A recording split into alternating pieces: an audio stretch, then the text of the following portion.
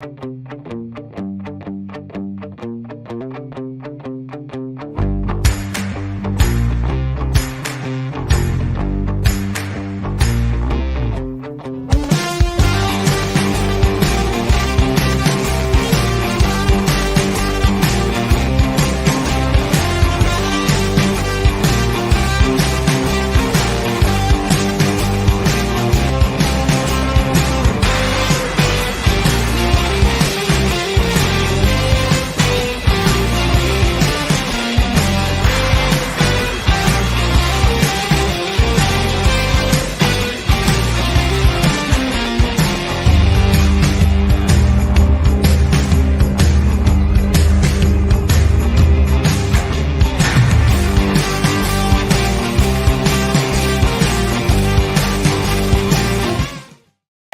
on now, fellas! We've got to answer the bell. Now let's go!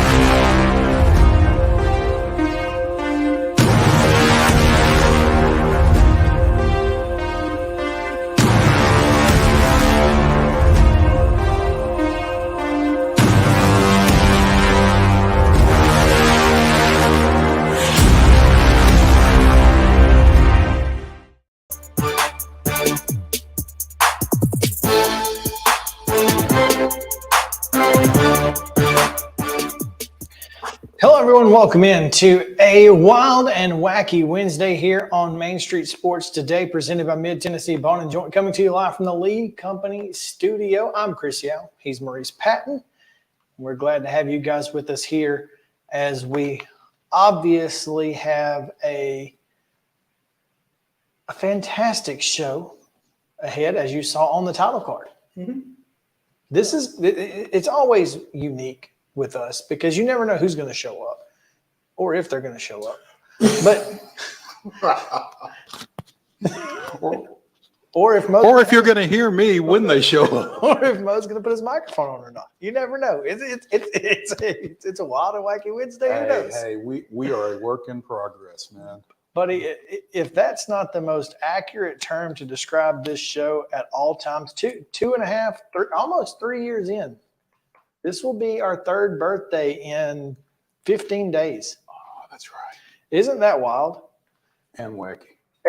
So, I mean, they said it would never last. Some people did. Actually, some people did say that very thing. Yeah. So, and here we stand. And here we are 3 years later doing. They keep letting us come back. They've still not kicked us out. So, here we are, and here we go.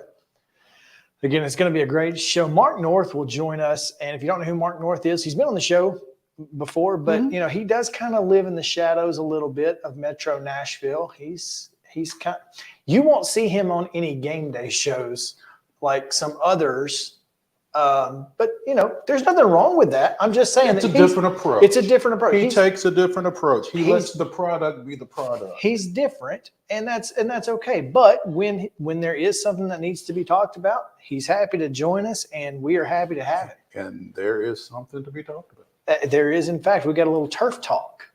As a spinoff.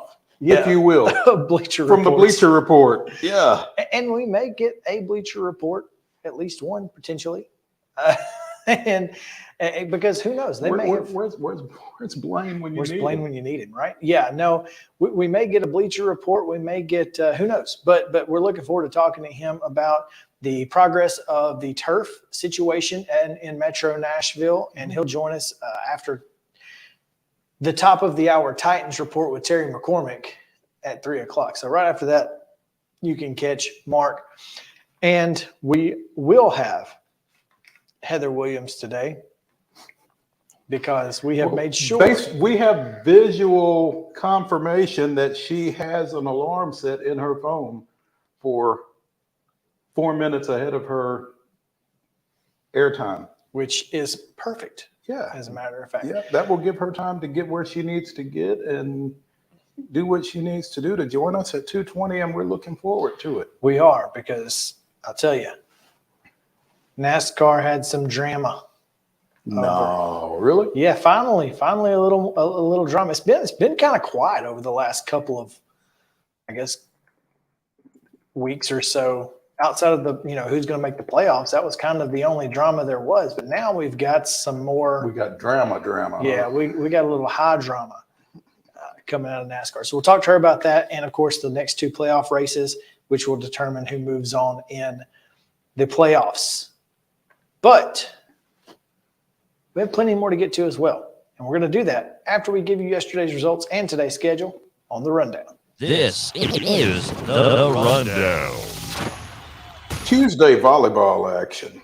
Spiegel in 5 sets defeated Blackman 3-2. It was John Overton 3, Cane Ridge nothing, Lawson 3, Glencliff nothing, Gallatin 3, Hendersonville nothing, Lebanon 3, Laverne nothing. Wow. Loretto 3, Hampshire nothing, Middle Tennessee Christian 3, St. Cecilia nothing, and Oakland 3, Riverdale nothing. So here's the thing. Either these things went all the way or they were sweeps, because Providence Christian in 5 games defeated Grace Christian of Franklin 3-2. Also, it was Sycamore 3, Harpeth 2 in a Cheatham County showdown, and Stewart's Creek 3, Wilson Central 2. Girls soccer action. Blackman blanked Riverdale 5-0. It was Cheatham County with a 9-0 win over Hickman County. DCA edges Clarksville 1-1.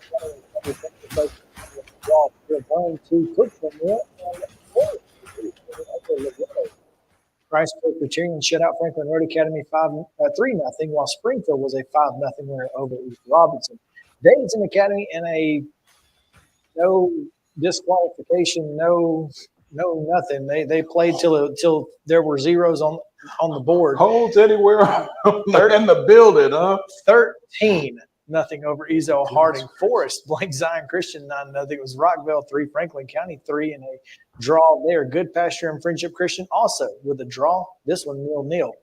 Hillsboro was a 9-0 winner over Antioch. Cane Ridge down Hunter's Lane 6-1 is Murfreesboro Central and Independence with a 0-0 draw as well. Lawson with a 7-1 win over Lead Academy. Smyrna and Lebanon 1-1 draw. Liberty Creek was a 10-1 winner over Greenbrier. Martin Luther King shut out White House Heritage 5-0. Harpeth shuts out McEwen 6-0. John Oakland was a 2-0 winner over McGavick, and Montgomery Central down to Kenwood 8-2. Also, Mount Juliet with a 3-1 win over Beach. Nashville Christian 10, Allen County, Kentucky nothing. Oakland with a 1-0 win over Siegel. Blank Lipscomb Academy 3-0. Green Hill with a 7-2 win over Portland. Summit 9, Spring Hill nothing. Stewart's Creek 8, Wilson Central 1. Merrill Hyde with a 5-0 win over Sycamore, and University School of Nashville 3, Columbia Academy 1. In Major League Baseball action on Tuesday, Astros with a 14-1 victory over the Rangers in a big AL West matchup. Chicago Cubs defeated the San Francisco Giants 11-8. It was the Reds 7, the Mariners 6. Marlins with a 6-3 win over the Dodgers. Pirates defeated Pittsburgh 7-3. And the St. Louis Cardinals come into Truist Field and defeat the Atlanta. I'm sorry. Field is in Charlotte. Park. Although Charlotte would not mind seeing the Braves as bad as the Knights are these days. That place in Cobb County. There you go. It is in Cobb County. And defeated Atlanta 10-6. Minor league baseball action. The Browns opened their 6-game series against visiting Memphis with a 6-2 victory, in which Julio Ron and Josh Donaldson both played. Julio Ron was hitless through 4 1/3. So pretty good job in his rehab start. WNBA played the Sun down the Sparks 90-76. It was the Chicago Sky 96, the Fever of Indiana 69. Liberty, New York edges Dallas 94-93, and the Mystics of Washington down to Phoenix 100-77. Today's schedule: volleyball action. Murfreesboro Central is at Blackman at 6. All of these are at 6 o'clock. Riverdale's at Providence Christian. Spring Hill hosts Fairview. Eagleville goes to Watertown. And this one could be at 6. Could be. Yeah, I don't know. Summertown is at Stewart's Creek at some point today. In girls soccer action, Brentwood Academy goes to Ainsworth for a 4:30 first touch. At 5, the Webb School of Bell Buckle is at Providence Christian. Gallatin goes to Battleground Academy. That one also starts at 5. And at 6:30, Harpeth Hall is at Father Ryan. Major League Baseball action right now. Well, maybe right now because it started at 11:35. Could be over. Right now, the Pirates lead the Brewers 5-4 in the bottom of the 8th. Let's see. No way. Bottom of the 3rd, it's the Cubs 4, the Giants nothing. Bottom of the 3rd, also, it's the Guardians 1, the Twins nothing. Let's see. At 5:40 this evening, the Dodgers are at Miami against the Marlins. Also, the Mariners are at the Great American Small Park against the Reds. At 6:20, the Astros and the Braves continue their 3-game series. And at 7:05, Houston is in Arlington against the Rangers. Minor League Baseball, Memphis and the Sounds continue their series at First Horizon Park, not field, at 6:35. And at 6 o'clock on NBA TV, it's the Seattle Storm at the Atlanta Dream. Seeing nothing further, that is your rundown.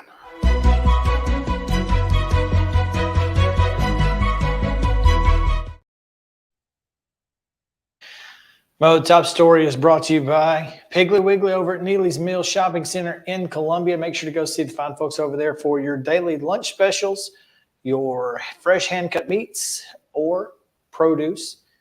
Always something delicious at the Pig, Neely's Mill Shopping Center in Columbia. Go check them out. Top story today. I'm not sure if you've seen much about this, but it is making the rounds on the Twitters.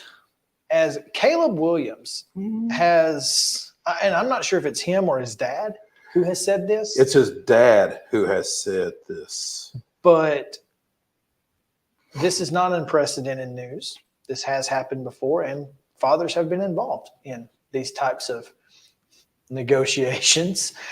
And says that Caleb might elect to stay at USC if the NFL fit isn't quite right. In other words, Arizona don't draft me. Exactly. And I think here's the thing about that, though. Arizona's got like 27 first-round picks this year. They really do. They have like 4 in the first 12 picks or something. Like they've got a ton of picks from last year.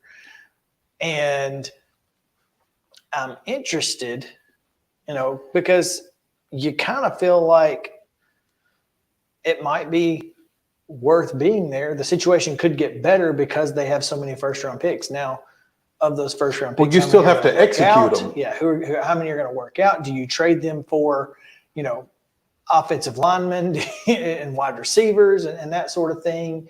So I feel like there's some negotiation to be had if I'm the Cardinals.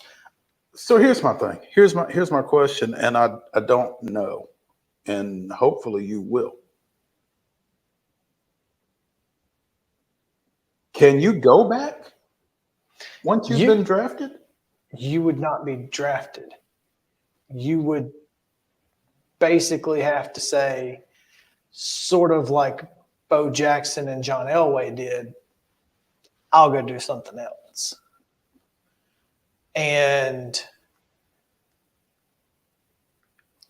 But if a team drafts him, but he would have to declare for the draft. Once he declares, he's done.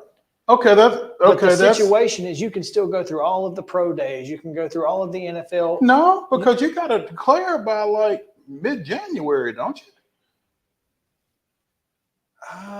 That's a good question. I don't know. So I don't know that he can do all of that. That's a good question. January 16th, yeah. So if you're an underclassman, you have to declare for the draft. Correct. And once you declare for the draft, then you're in the draft. You're in the draft. That's irrevocable. Yes. No So- take backsies. Yeah, and so no pro days. They would have to do interviews ahead of time, and I don't think you can do interviews ahead of time. So while this sounds good as we sit here on September 6th, when the rubber meets the road, is this actually executable by the Williams camp? Yeah, because it's not like Kyler Murray got drafted by the Oakland Athletics and he can go play baseball anytime he feels like it. Right. Or Bo Jackson or John Elway. I mean, this is a different situation. He has to declare for the draft. Now, as I'm reading this article on CBSSports.com, Father Carl recently voiced his qualms with the draft process, hinted that a return to the Trojans in 2024 could very well be on the table if the draft pecking order threatens to put him in an unfavorable situation. Parentheses, Arizona. Doesn't say that. That's my interjection. Quote, the funky thing about the NFL draft process is he'd almost be better off not being drafted than being drafted first, Williams said in an interview with GQ Sports. And he's not wrong. He's not wrong. He's absolutely not wrong. The system is completely backwards. The way the system is constructed, you go to the worst possible situation, the worst possible team, the worst organization in the league because of their desire for parity gets the first pick. So it's the gift and the curse. Hang on. I've talked to Archie Manning. His career was shot because he went to a horrible organization. I've talked to Lincoln, and Kyler struggled because of where he was drafted. Baker struggled mightily because of where he was drafted. The organizations matters. He's got 2 shots at the apple. So if there's not a good situation, the truth is he can come back to school. Now, there have been some people who say if you're mad at Caleb Williams about this, and I'm not mad, I think that I'm fine, then you got to keep the same energy for the Mannings and for John Elway. And for everybody else who has manipulated the draft. I don't want to be there, so don't take me. And you know, honestly, I don't fault the kids. I don't fault the Mannings. I don't fault fault John Mannings Elway because was it AJ Smith? Was he the GM of the Chargers at the time? Yes. Yes, he's an idiot. Well, you know, I don't. The irony When of that you are situation. a draft eligible athlete, you only have so much say over where you're going. You only have so much leverage. I'm not mad at anybody for using whatever leverage they have and to get the desired effect. You can tell me because I don't know.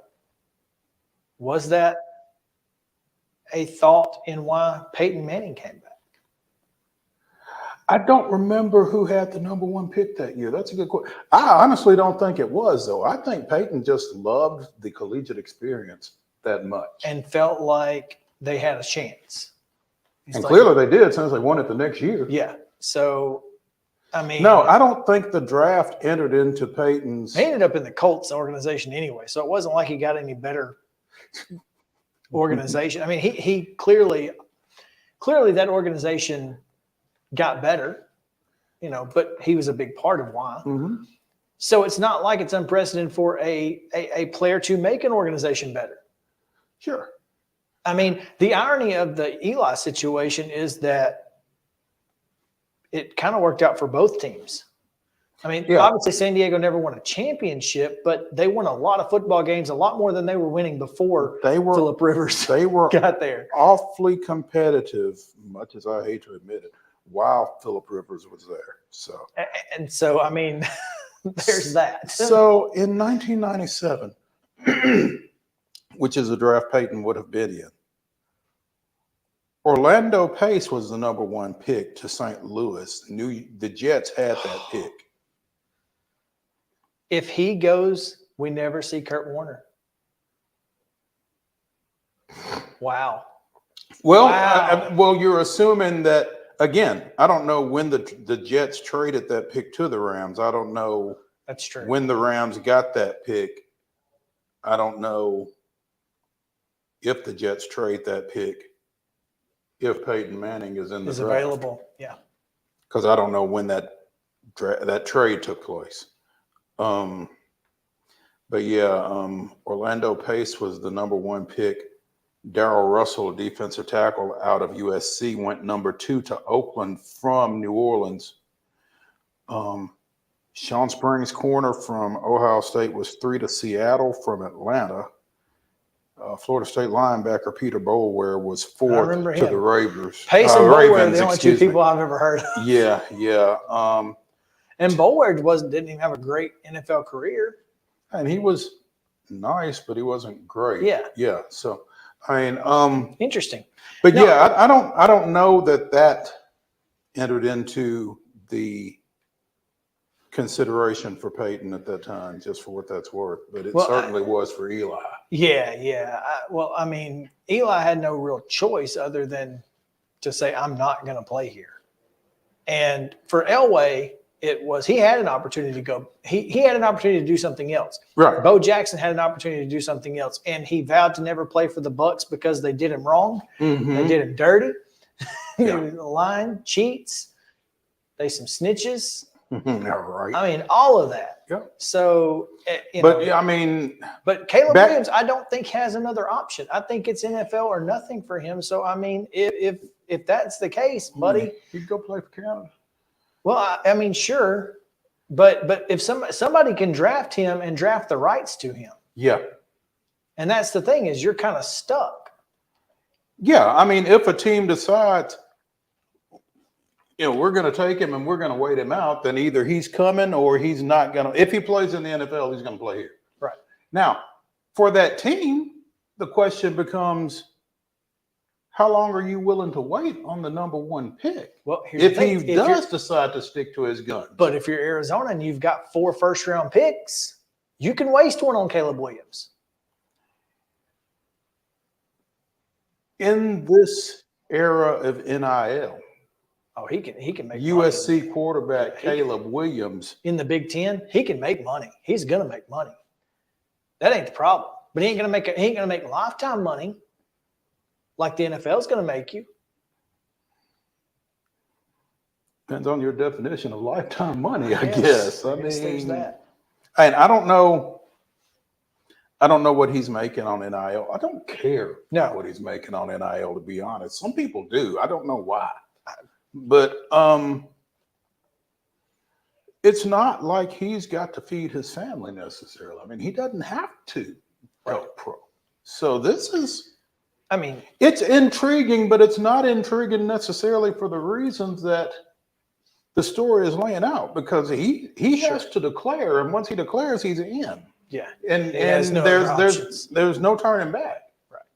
Yeah. So certainly bears watching, though. Certainly does. Let's take a break. Heather Williams is in. We will get to her in just a moment. Talk a little NASCAR. So stick around. Main Street Sports Today, presented by Mid-Tennessee Bar and Joint, is back in just a moment.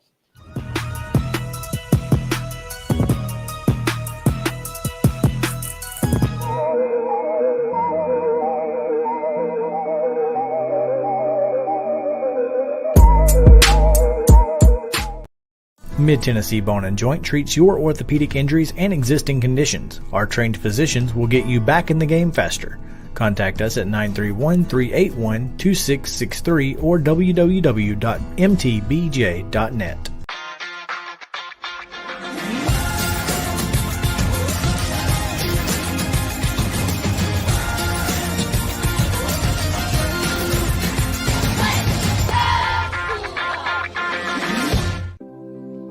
Custom Stone Handler supplies over 600 distributors and suppliers with quality stone products. Along with River Stone, we produce and distribute over 100 building, landscape, and other bulk products. Our goal is to provide quality products, service, and partnerships to ensure our customers' success. We firmly believe that the measure of any person or company is how they treat other people and customers. Give them a call at 931-490-4990 or visit CustomStonehandlers.com. With Lee Company technology, the best handymen are hands-off. Lee Company techs have been using visual findings and other smart technology tools for years to add transparency and virtually take customers along. You see what we see, whether we're in a crawl space or on a roof. With Lee Company, technology helps us help you. No matter what's happening in the world, or at your house. You can't see the sights without the sounds. From the crack of the bat to the roar of the crowd and everything in between, discover what Hit City has to offer. Spend your nights cheering on the Nashville Sounds at First Horizon Park with giveaways, fireworks shows, theme weekends, and more. Single game tickets are on sale now. Visit NashvilleSounds.com to claim your seat today. Piggly Wiggly, located in Neely's Mill Shopping Center, is Columbia's locally owned and operated cost plus 10 grocery store dedicated to serving the community with low prices and smiling faces. Piggly Wiggly offers fresh, hand-cut meats daily as well as daily hot plate lunches from their deli counter. You're certain to see smiling faces and a helping hand when you're here at Piggly Wiggly. Come by and check out our fresh produce, high-quality meats, and more. Down home, down the street, we'll see you at the Pig. Mid-Tennessee Bone and Joint has been the official sports medicine provider for Murray County Schools for more than 40 years. We specialize in orthopedic service, and our Ortho Quick Walk-In Clinic lets you bypass the ER. Visit us online at www.mtbj.net.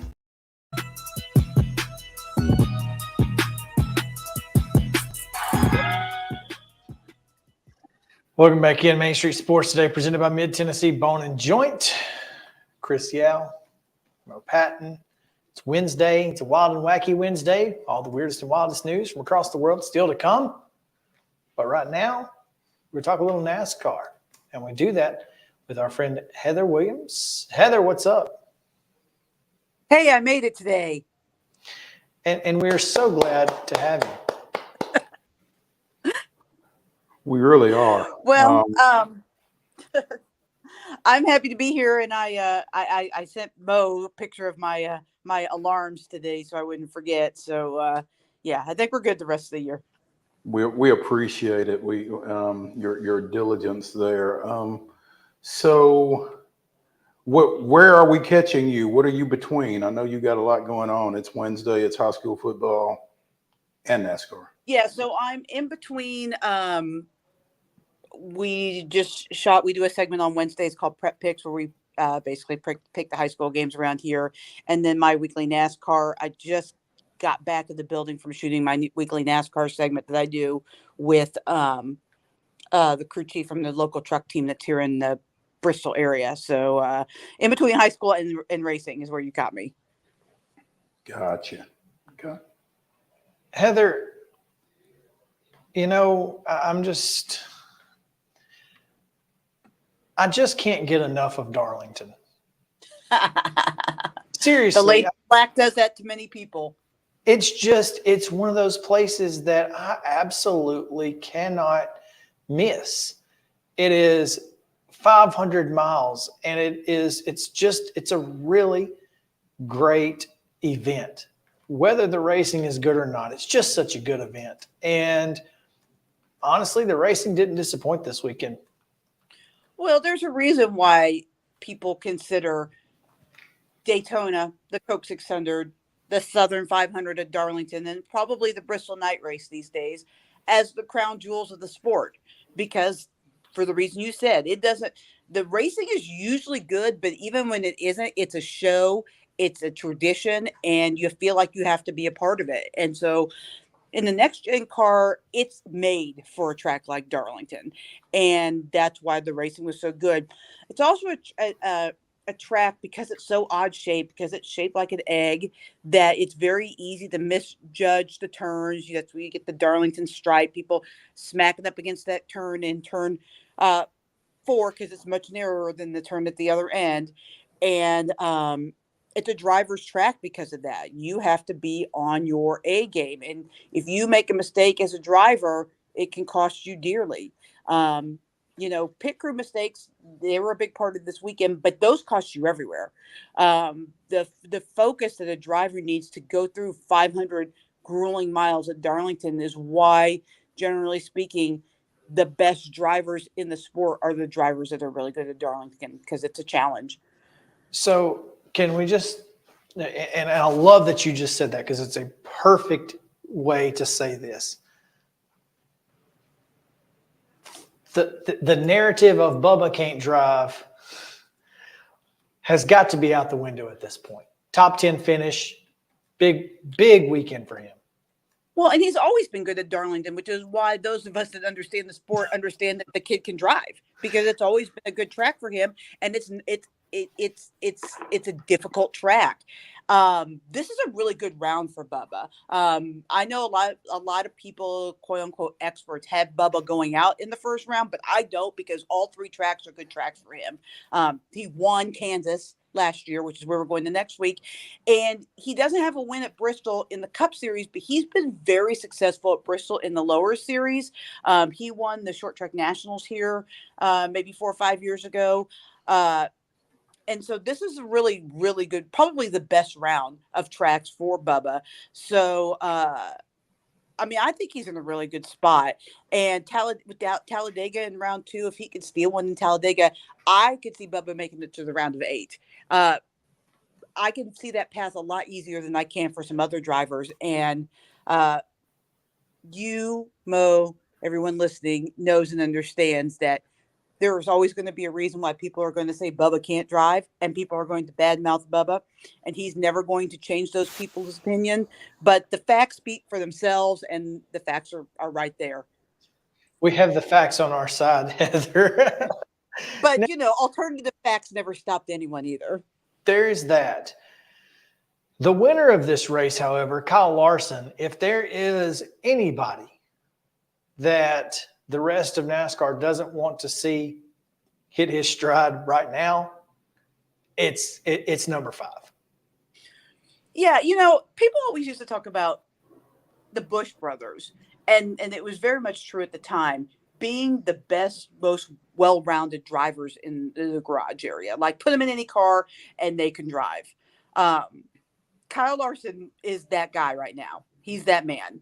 I mean, he is so talented, and as long as the cars aren't failing him, as long as his crew's not failing him, as long as his mind is right, there's not anyone in the garage area can beat him when all 3 of those things are clicking, as they were at Darlington.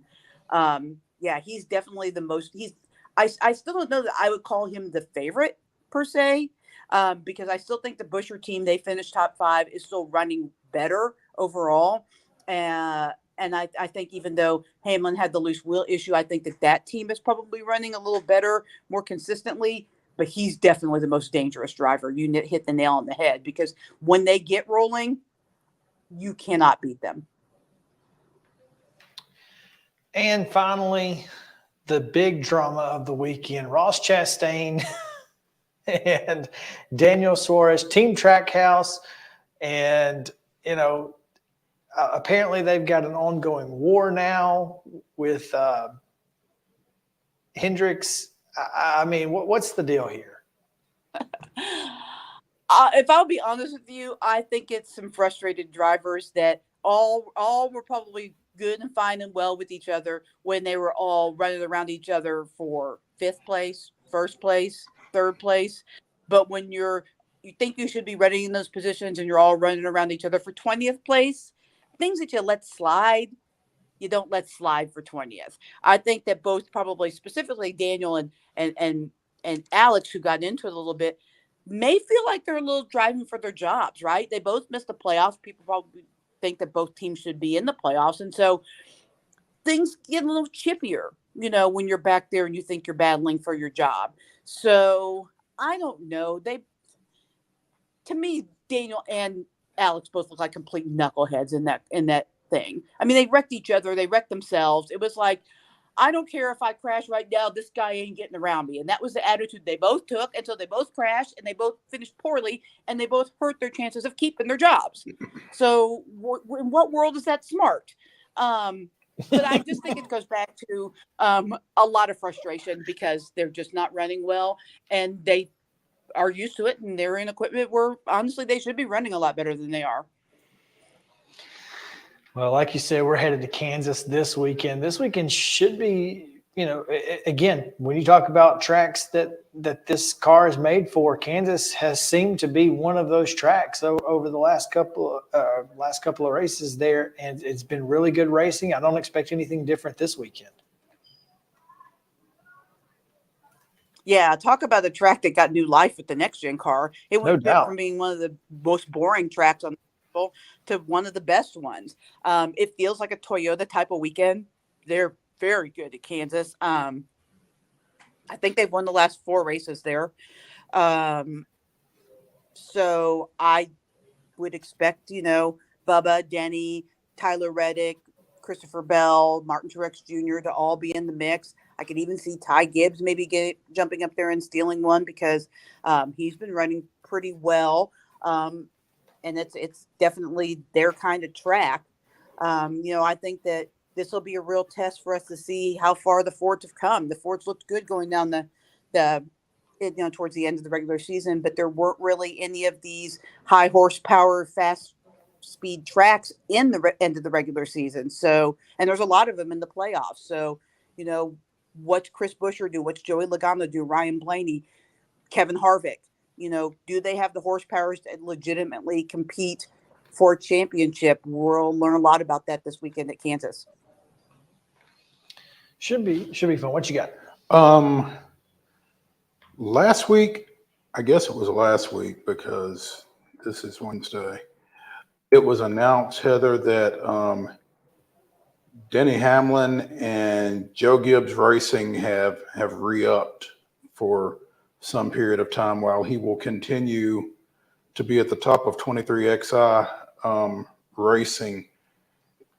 Was this an expected move in NASCAR that Denny Hamlin would continue with Joe Gibbs, or was it thought that he would, have a car in 2311, or where does this land in terms of surprises or lack thereof, I guess? I don't think it was really a surprise. Denny said all along he wants to stay with Joe Gibbs Racing. He wanted to stay in that 11. The hang up with it was 2311, his race team. He had gotten some offers. I can't confirm for sure who it was, but I believe it was Ford because they're looking for some stronger teams to come jump over and join their organization. So I think Ford was courting 2311 a little bit to be a Ford organization. And if that happened, obviously Denny couldn't have stayed with Joe Gibbs Racing because he can't own a Ford team and drive for a Toyota team. So I think that was the hang up. But once, he got things settled where 2311 agreed and had a new agreement with Toyota because that agreement was up. And once they got that new agreement with Toyota signed for 2311, then it made it easy. He already had the contract with Joe Gibbs Racing waiting for that to work itself out. As soon as it did, he signed and he's good to go. Now, obviously, we talk about these guys. They are most of them are just peak performance athletes, but he's 42 years old. We've seen some drivers outdrive their age. And I'm curious, a multi-year deal, how far does this go into the future and how long can he make it? Well, I will say Denny is one of all of these guys are in ridiculous condition compared to what they were doing 20 years ago. Yeah. But if you look at him, he's actually improved his body and gotten in better shape now at 42 than he was at 22. Go back and look. He was, for lack of a kinder term, kind of a doughy little kid. And he's really committed to the whole lifestyle of being a peak performing athlete. He plays basketball. He plays pickleball. He's very much an athlete all the way around. So I think that Kevin Harvick and Eric Almirola and some of the other guys that are either retiring or talking about retiring could have driven much later into their years. I mean, Mark Martin drove into his 50s, and I think all these guys are in better shape than Mark Martin was. But I just think that they've made the decision because they have so much money they don't need to, and with the threats of concussions and what happened to Dale Earnhardt Jr., a lot of them are just deciding they want to step away with their health. I mean, Carl Edwards could jump in the car now and probably still beat half the field. But they just made the decision, that they don't have to do this. But in Denny's case, I think the thing that drives him is that He doesn't want to be the next Mark Martin. He doesn't want to be the best to never win a championship. If he wins a championship, I could very much see him saying, I'm done, I retire. But as long as that's hanging over his head, he'll probably drive for a while. I think he can. He is the Buffalo Bills of NASCAR. He's been to the Final four times in the last 9 years and has yet to come away with the win. So, yeah, I mean, obviously he wants to win that championship. Mark Martin, Junior Johnson, a lot of guys out there who drove for a long time and were very successful but couldn't hoist that final trophy. And obviously he wants to do that and can't blame him. And if he can still do it, hey, by all means. I mean, he's one of the favorites this year. So, I mean, sure. He's still, and I think he's the kind of guy too, that if the performance drops off, I think he would step away, but he's not shown any, decline or even any, sign of decline. A lot of people question Truex the last couple of years because he hadn't been at that level. He decided to come back for another year. He's the points leader, right? He's still got it. So, and Denny hasn't shown any of those kind of peaks and valleys in his career so far. So he's been riding high for a while. Yeah, I mean, he's maybe the most consistent guy in the garage when you look at season for season. Yeah, absolutely. Well, looking forward to Kansas. Going to be a lot of fun, Heather. We appreciate it. And obviously next week is the most important week of the year. Home game. So it's a home game, and home games are good. So we'll look forward to a report next week as well before Bristol. But first, Kansas, and looking forward to it. Thanks for joining us. Yeah, we'll talk to you guys next week. All right. Let's take a break. When we come back, the Atlanta Braves, once again, struggling with teams that stink. So we talk about them next on Main Street Sports Today, presented by Mid-Tennessee Bone and Joint. We'll be right back after this.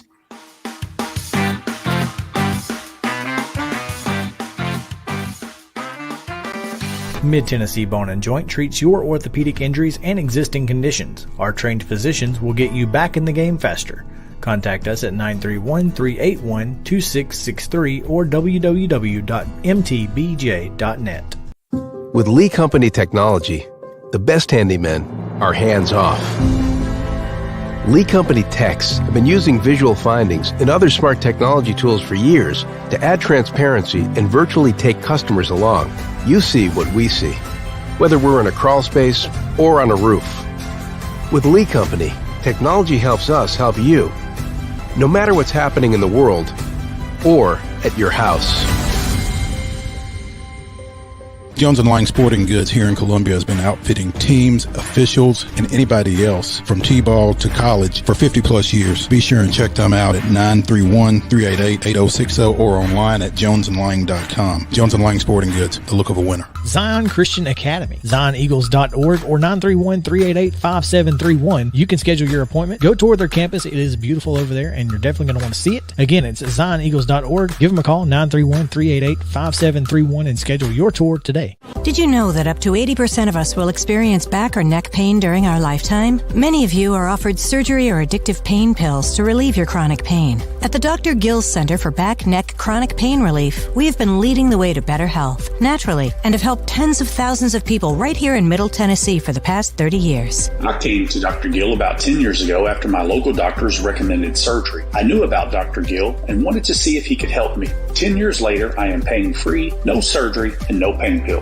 Surgery is scary, and over 40% of all back surgeries fail, creating a cycle of surgery and pills. There is a safer solution to your chronic pain. Make the call to the Dr. Gill Center for Back, Neck, Chronic Pain Relief today and get your life back. This office visit is normally $299, but call today and receive your initial consultation, report of finding for just $49. But hurry, this offer won't last long. Call 615-768-8743. That's 615-768-8743. You can't see the sights without the sounds. From the crack of the bat to the roar of the crowd and everything in between, discover what Hit City has to offer.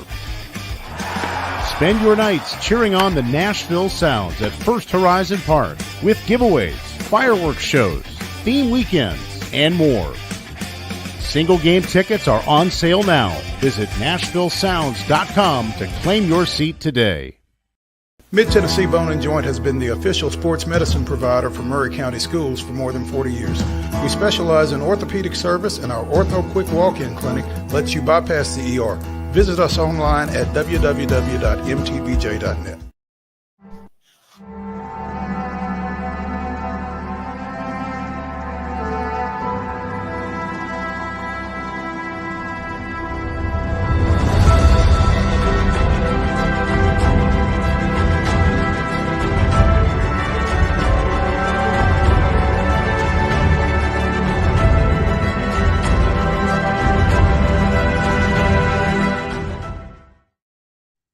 September 6, 1998. Andrew Jones' seventh inning solo homer was one of four, along with Ryan Klesko, Andres Galarraga, and Marty Malloy. Yeah, Braves legend. Interject your who right here. Braves legend, baby. Marty Malloy in the Braves 4-0 win at Shea Stadium over the Mets. It was the 50th bomb of the 21-year-old's career, making him the third youngest to that milestone in Major League Baseball history, behind Mel Ott and Tony Canigliaro. Easy for me to say. John Smoltz struck out 12 in the three-hit complete game road victory. That was this day in Braves history. The man played 35 games in the major leagues. 11 for the Braves, 24 for the Marlins.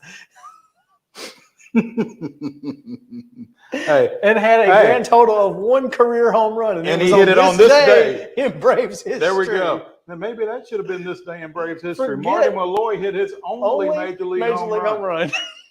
Yeah. Hey, 35 more games than you or I got. No doubt, man. So I'm not mad at Marty for horning in on Andrew Jones's this day in Braves history. So that's funny. So Andrew hit his 50th of his career, and Marty Malloy hit his first.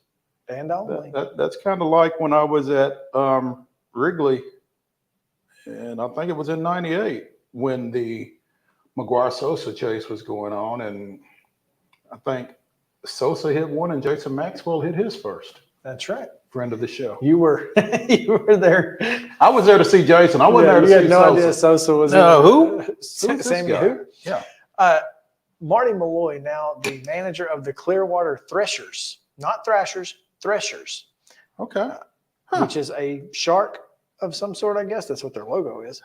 Are they Marlins? Single A affiliate of the Phillies. Clearwater. That makes sense. Huh. Anyway, all right.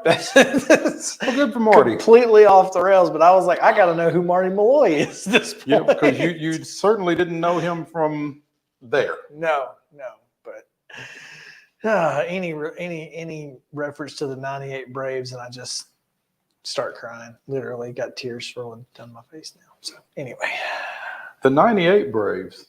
Yeah. Is that a McGraw song? That's Morgan Wallen. Oh. Yeah. If we were a team and love was a game, we'd be the '98 Braves. It's very frustrating too. But there is also a Tim McGraw '98 Braves reference. No, he said he said that he ain't seen the Braves play a game all year. That's it. Okay. And I like it. I love it. Of Predators fame. Yeah. That's where it's famous from. Sure, I think so. I'm not sure it was even a hit before then. Okay. But it's frustrating, this '98 Braves thing, because these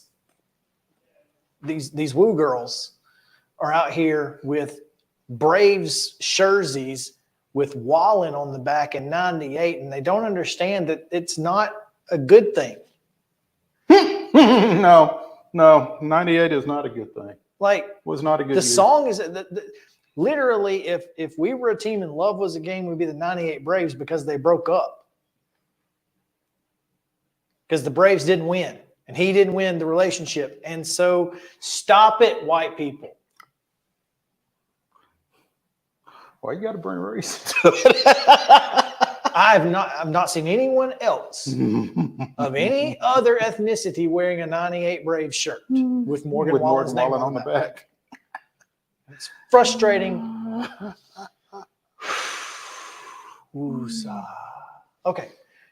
Trash can juice? Also, yes, it is in fact trash can juice. Also frustrating is the Atlanta Braves not being able to beat teams that play under 500. It's really getting on my nerves at this point. Well, I'm going to tell you the same thing I've told you on multiple occasions to this point.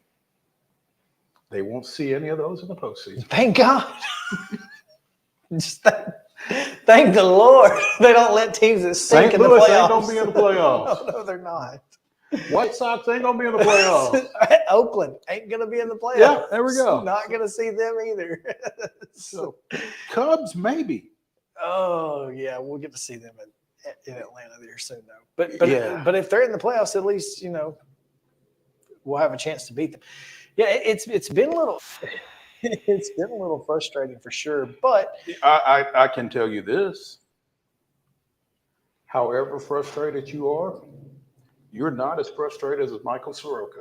No, poor Michael. Man, just another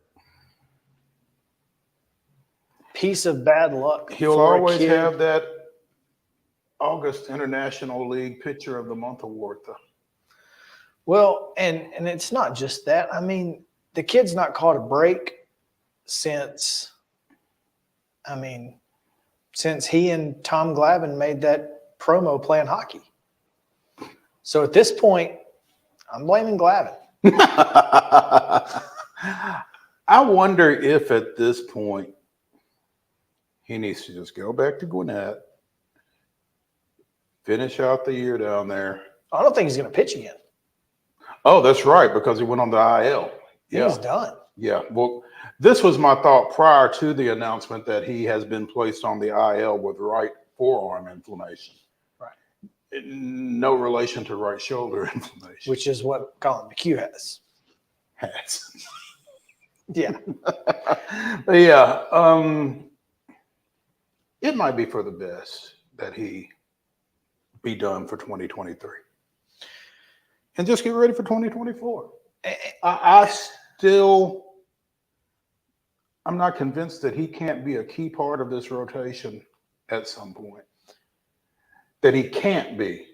I'm not saying he will be because, again, Kyle Wright's going to be back. What did he throw? 3 1/3 scoreless last night on rehab? Yes. Now, there's going to be a lot of options for the Braves rotation in 24. But I think Soroka will be among them. See, I hope he's not. I would rather him have the Kyle Wright year, where they sent Kyle Wright to Gwinnett and just said, you're here for the year. It is what it is. But here's the thing, though. Kyle Wright had not done in the major leagues what Michael Soroka has. I understand. At that time. I understand. And there's certainly there. Please understand, I'm not comparing Michael Soroka to Ronald Acuna Jr., but Ronnie wasn't Ronnie last year coming off that injury. Michael's not Michael this year, coming off of 2 injuries, the same injury, which now is probably ended the career of Andrew McCutchen, by the way. Partial tear of his Achilles, likely done. At his age, yeah. Can't imagine he comes back. But, unfortunate.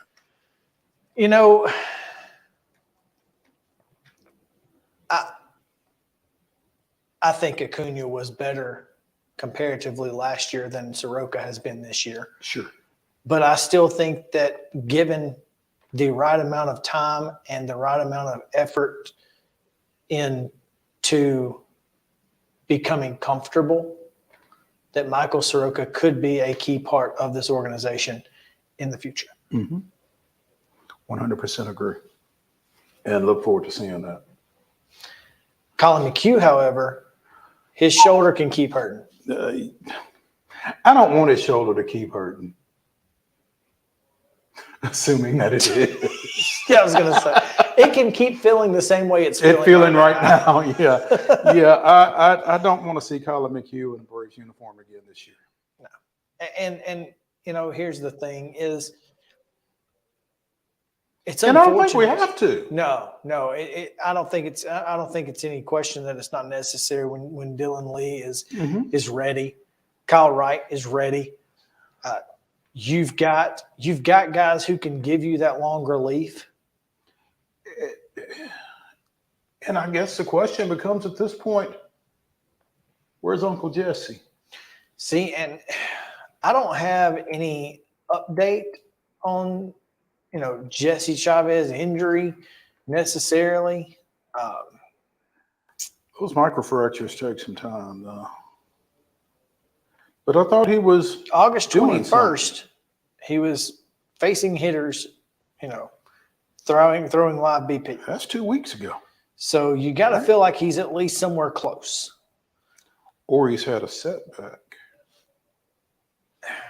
One or the other. I mean, we ain't heard nothing. That's true. Now,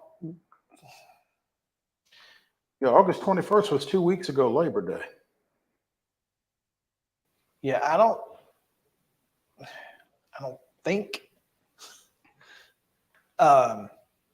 think he's got any issues. I hope not. But I need him back. It would be nice. It would be nice. That's the thing, is that there's plenty of options Besides Colin McHugh. And if they don't leave him in, like I said, 3 innings last night, and he gave up 4 runs, who That knows? game The Braves is might winnable. The Braves might win the darn game. Which comes back to Snitker giving up on games too quick. You can't give up on games with this team. No, not with this offense. You can't be. You can't just let them score 10 runs. You've got to give yourself a chance once you get to the other team's bullpen, because there aren't very many bullpens who are as good as Atlanta's, top to bottom. They're top 3 in the league. This is a team that has the ability to win these games in the last 6 outs, as evidenced by last night's offense waking up in the 8th inning. And so, to me, I just feel like, especially against a team like St. Louis, you feel like you're going to score some runs. Throw your pitchers. At some point. Throw your pitchers. You had a day off. Right. So I don't know. But hopefully we'll see. Again, yes, St. Louis won, but they faced probably the 2 pitchers that you can rough up. They're not going to have that same effect tonight against Spencer Strider, most likely. You wouldn't think. And the lineup looks right. Like you would expect it to look, huh? Yeah. No, almost a Nick Swisher. No Nicky Lopez. No Nicky Lopez. Oh, or Nick Swisher for that matter. No Nick Swisher either. Was not expecting Nick Swisher. But how about,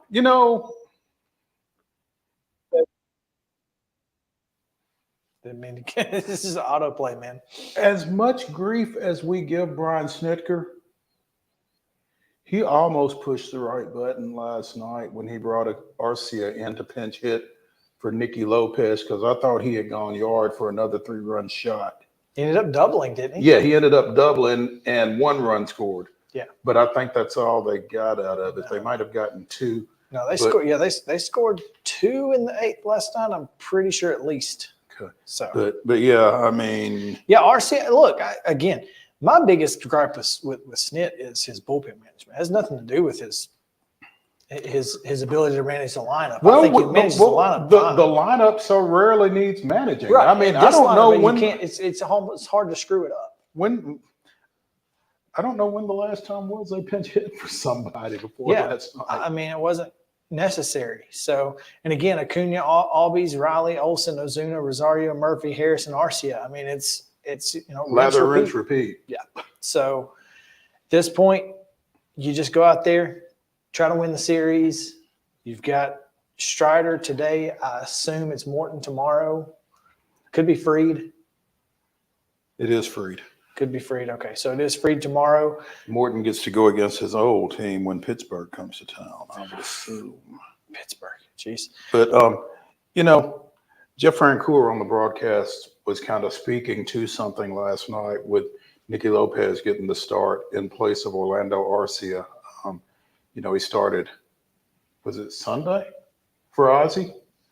And I think it's going to be interesting how he works in, and if Andrew Velasquez gets up, which I think he was signed for Von Grissom going on the IL at Gwinnett. But, how they kind of get some guys off their feet down the stretch from the standpoint that if they're the number one seed, they're going to have nearly a week off between the end of the season and the NLDS. So you don't want to be resting guys in that final stretch. So can they play against Gwinnett that week? They got to play some split squad or something, man. They got to do something. They've got to stay relatively in the flow, I think, because last year wasn't good. No, it wasn't. All right, we're going to take a quick break. When we come back, the top of the hour Titans report with Terry McCormick. So stick around. Be right back after this.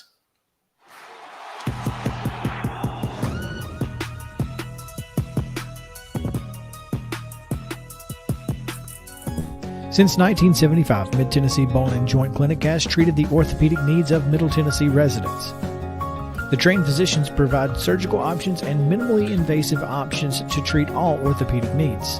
The walk-in clinic, OrthoQuick, helps you bypass the ER while treating sports injuries and acute needs Monday through Saturday. Visit MTBJ online at mtbj.net or on social media at Mid-Tennessee Bone Joint Clinic. You've been putting back a few, and a few becomes a few too many. For a moment, you think about calling for a ride. Nah, you live nearby. What's the worst that can happen? You get pulled over, your insurance goes up, you lose your license, you total your car, you kill someone.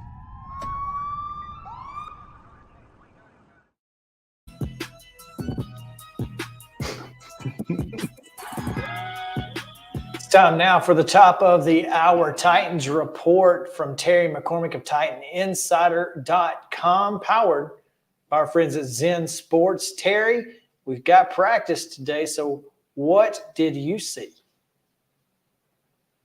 Terry, you are muted. Terry, we can't hear you. We can't hear you.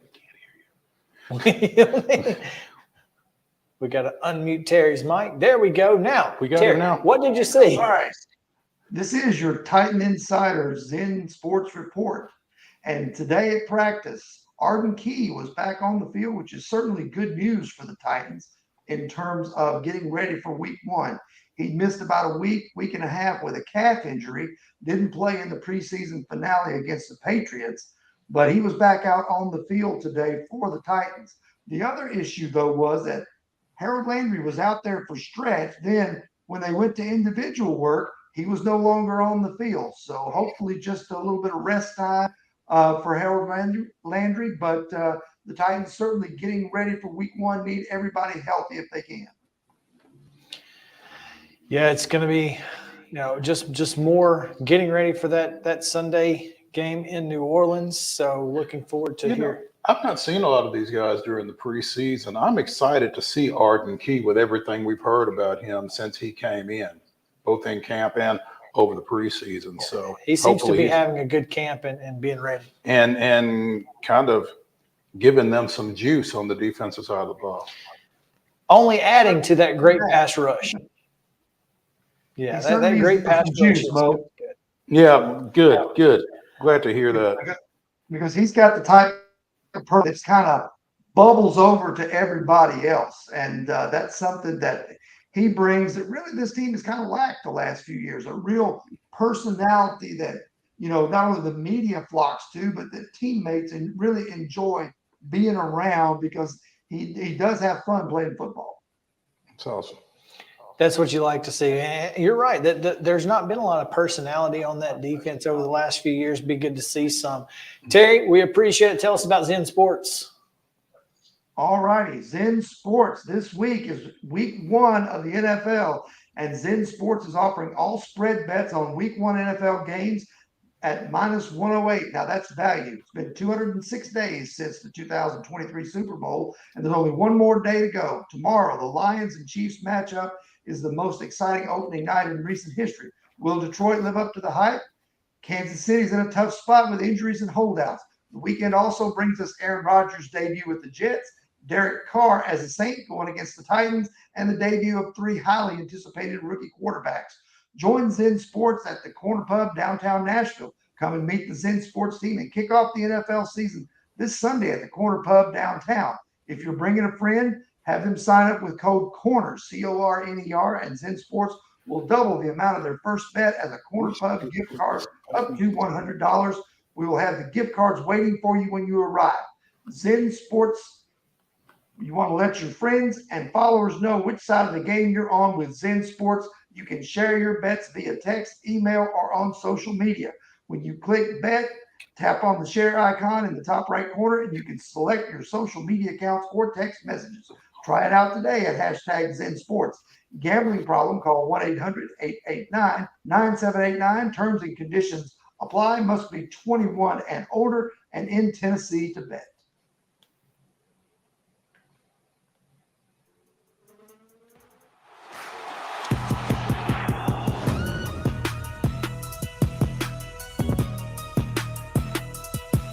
Y'all, I'm serious right now. They have a dragon here. I saw it. But no, they don't. There's no such thing as dragons. I swear, I saw it. It had huge claws. Get out of here. It had eyes as big as the moon. Come on, I'll show you. Wait up.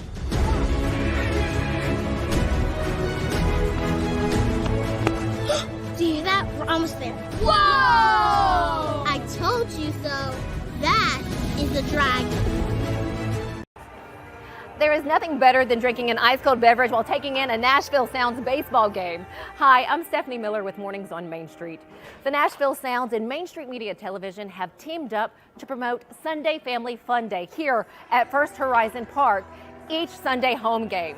Just go to your favorite Main Street Media website and click on Sounds Main Street Media Day banner to register to win free tickets. And then we'll see you here at the ballpark. Tired of hanging lights every year? We get it. That's why Southern Nights is here to help. We install programmable lighting on your home or business so you can enjoy beautiful, customizable lighting all year round. No more ladders, tangled lights, or cold nights outside. We do the work, you do the celebrating. Call Southern Nights today and take the hassle out of holiday lighting forever. For a free quote, give us a call at 931-241-3074 or visit our Facebook page at Southern Nights.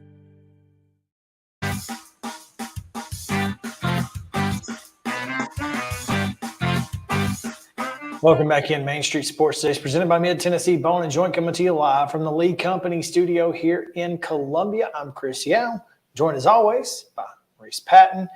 And while tomorrow is Prep Thursday, we're going to talk a little bit of high school sports today as we are getting ready to be joined by Metro Nashville Public Schools Athletics Director Mark North and talk a little turf talk. Turf talk, as opposed to the Bleacher Report.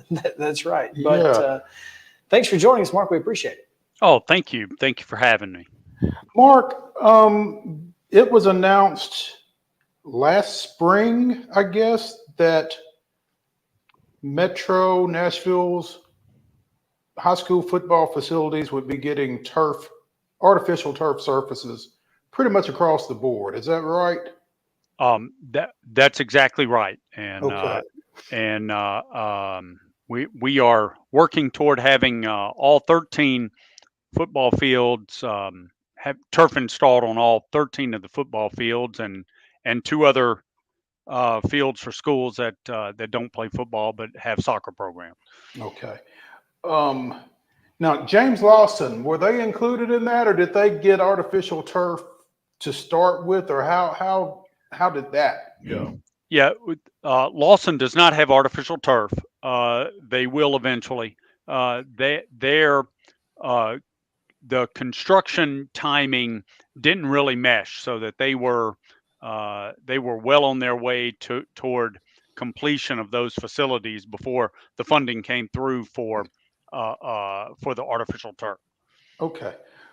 What is the timing for installation at the various facilities? And I ask because this past week, Columbia Central was supposed to have played originally at Hunter's Lane, and it was my understanding that that game was moved to Columbia Central because of a glitch with the installation at Hunter's Lane. Now, did I understand that correctly? Hunter's Lane is a different construction issue. They were getting track renovations and renovations to their stadium that included some accessibility issues. So they are not installing the turf on that. That's another construction project that seemed like the timing would be just right to also do the turf, but it wasn't. And so that glitch had to do with, and I'm not sure it was a glitch, maybe just a slight delay in that in that construction project with regard to their stadium. Okay, but that was not turf related then. Yeah, exactly. Now, the turf that will be hang on. Let me interrupt you just a second. Sure. Because I'd also heard that Hunter's Lane was going to have to move all of their games this year. Is that accurate, or do they expect to be back in their stadium at some point this year? They expect to be back not this week, but their next home game, which I believe is September 29.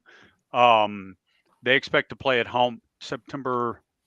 Is that right? I think that's right. I believe they expect to play at home that week. Okay. All right. Great. Now continue. All right. So I was gonna tell you the three fields that are being installed right now, or one's completed, are Pearl Cone, Whites Creek, and East Nashville. Pearl Cone's field is completed. It is ready to play, and Friday night will be the debut on that turf field. Whites Creek's is moving right along, and it will be ready for the September 22nd game. It is the turf is down. They are finishing touches on that. The Cobra logo is in the middle, and it's about ready. East Nashville is just a step behind. The turf should be arriving. It's about ready for that to be laid down. It's all leveled out. All of the prep work for that is just about completed. Their first home game on the turf will be October 20th, right after fall break. Mark, according to the schedule I'm looking at, Hunter's Lane is scheduled to play at home this Friday against Hendersonville. And that got switched earlier this week. It is my understanding that that game will be played at Hendersonville. Okay, so then their next home game after that would be September 29th, as you mentioned, against Stratford. Okay, all right. Mark North, Athletics Director of Metro Nashville Public Schools, joining us here on Main Street Sports Today, presented by Mid-Tennessee Bone and Joint. So, Pearl Cone is done. White Creek should be done soon. East Nashville will be done a little later, but all this season. Is that correct? That's exactly right. What's the next cycle, I guess? Right. We expect Stratford and McGavock to come pretty quickly. Maplewood, and Hunter's Lane, Antioch Cane Ridge, coming there closely. Glencliff, Overton, MLK, and then Hillsboro and Lawson, sort of over the next what period of time is that? Depends on when funding comes through. I am hoping it within the next 3 years. It is likely to be 4 or 5, but we'd like to get it moving as quickly as we can. Get them all done. We're really excited about it. Proud of them. How did y'all prioritize who win? Well, there is. It wasn't easy. Sure. I mean, I could make an argument and did for just about all of them to be first up. But there was a group here at the office that included the construction, facilities, operations, diversity, equity, and inclusion office, and athletics department. We talked about how the enrollment at the schools, the use of the fields, the availability for practice areas, the condition of the fields currently. All of those things wade through, and the key was they were all going to get them relatively soon. And so when they whether it's this year or next year or the next matters, of course. But the key was that we were going to get it moving and get them all done. I think that's great information. What I did want to ask you, since we are talking turf here, but we've been having some bleacher issues across the mid-state, and Overton announced last week, I guess, that it was having some issues. Any update on the situation there? I don't really have an update. We once the news was reported out of Sumner County, we sort of jumped to it and did extra inspections to be sure that our stadiums were okay. And Overton had an issue on their home side on that old concrete home side, stadium side, and so they closed it down for the time being. They are now looking at what needs to be done to repair it or replace it, depending on what they find. We moved quickly. We were able to host a game there Friday night, and the maintenance department here, the facilities department, the transportation department, even East Nashville, who played was the away team there, and as well as Overton's administration, faculty, and fans really stepped up so we could play that game. Mark North, Athletics Director for Metro Nashville Public Schools, joining us here on Main Street Sports today, presented by Mid-Tennessee Bone and Joint. Mark, actually getting on the field, who have you had a chance to see so far this year, and who do you like? Who have you liked? Well, I get to several games each Friday, and so I don't get to see a whole game. And most of the time I'm finding out things I need to work on, see how I can help and support, and I don't get to enjoy the games as much as I'd like, although I always visit the concession stand. I was there for Glen Cliff's big win, and that was a couple of weeks ago, and that was a lot of fun. The Pearl Cone team that I haven't seen since Jamboree, I guess, is top notch. They are very, very good. The East Nashville team looks really good as well, and Lawson's undefeated after three weeks. Yeah. And it was good to see Antioch get a win, although it was against one of my teams as well. Yeah. We are looking forward. We did not realize that Pearl Cone was going to be debuting on their turf this weekend when we reached out to Tony Bernetti to get him on with us tomorrow for Coach's Corner, but it was, timing is everything. Sometimes it's better to be lucky than good, Mark. It's kind of been the story of my career. And so, it worked out sometimes. Yeah, absolutely. So we're looking forward to having him on, and that will add a little extra to our visit with him tomorrow, talking about the turf, because, that team there are those that would tell you that team is fast enough already. They don't need any help. So I imagine a lot of opponents would have lobbied for them to be the last team to get turf. But maybe the opponents will be a little faster too on the turf. I don't know. I guess that's what they got to hope for. Yes. Yeah, they've got Pure Academy out of Memphis coming in on Friday night. Should be interesting as they try to get to 4-0. So, did you have anything else? That's it. Other than we appreciate you taking time with us, Mark. It's always good to get an update about what's going on in Metro Nashville. We certainly appreciate all the good work that you do and for keeping us in the loop. Fantastic.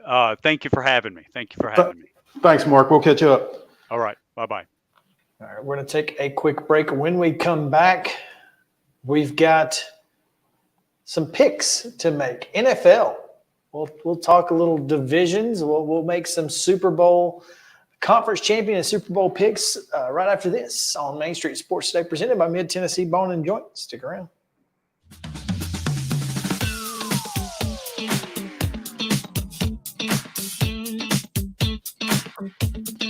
Mid-Tennessee Bone and Joint treats your orthopedic injuries and existing conditions. Our trained physicians will get you back in the game faster. Contact us at 931-381-2663 or www.mtbj.net.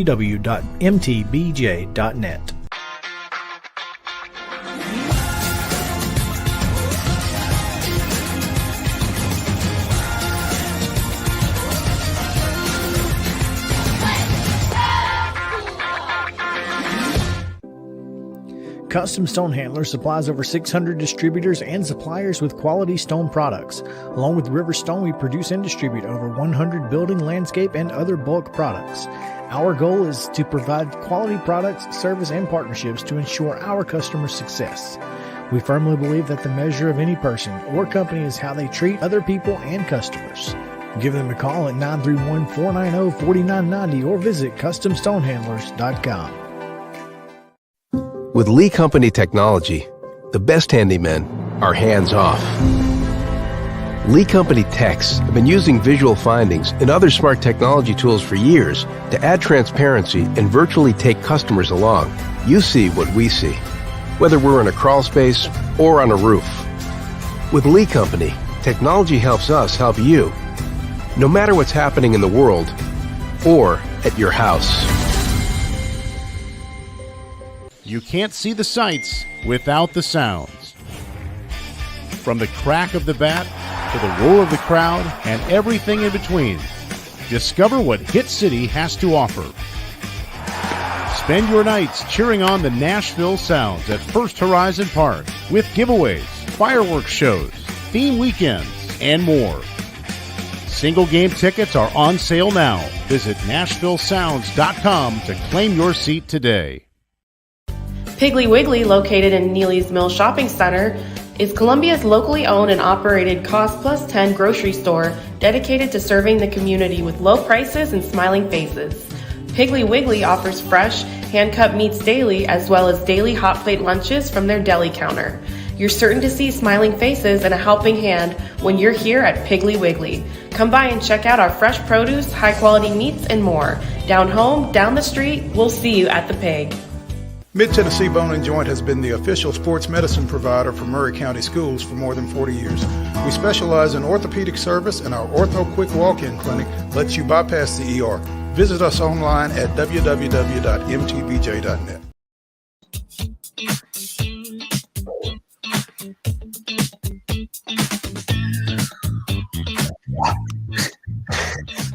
Welcome back in to Main Street Sports Today, presented by Mid-Tennessee Bone and Joint. That's right. We are handing off phone chargers here on Mid-Tennessee Bone and Joint's Main Street Sports Today.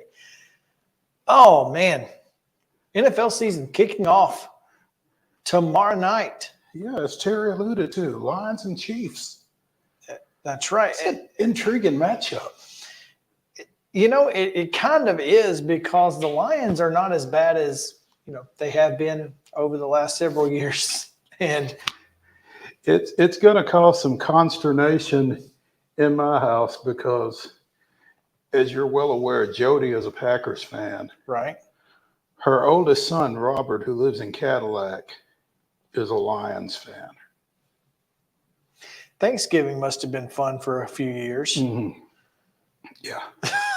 Lord. And he's raising his son, Lucas, Jody's grandson, to be a Lions fan. Mm. And so, like I said, On this purpose. You are. This is the path they have chosen. You're setting this kid up for a lifetime. Yeah. And Brady McAtamy will tell you. I mean, it's borderline child abuse. It really kind of is. Let's be honest here. Yeah. But yeah, this is not your father's or even your older brother's Lions team, I don't think. Now, I still don't know if you can trust Jared Goff or not. I mean, I don't think he's bad. I just don't. I mean, they've got Jameson Williams and who else? That's the real issue. Well, don't they have Jahmyr Gibbs? They do now. But, I mean, we don't know what to expect out of Jahmyr Gibbs. He's a rookie. So, I mean, they say they're going to use him in unique packages and all of these things. So I think tomorrow night's going to tell us a lot about the Lions, because obviously you're facing, as we mentioned yesterday, what could be the greatest coach in NFL history, Andy Reid. And you can't tell me that it's not close. If not, because look, Belichick got that title for a little while, and let's be honest, I don't know how much of that was Belichick. I think as we get farther and farther away from the TB12 era, I think that's got to be more and more of a question. I mean, he wasn't good before. Not particularly. I mean, hasn't been particularly good since. So, I mean, I don't know what else I'm supposed to conclude. I can't.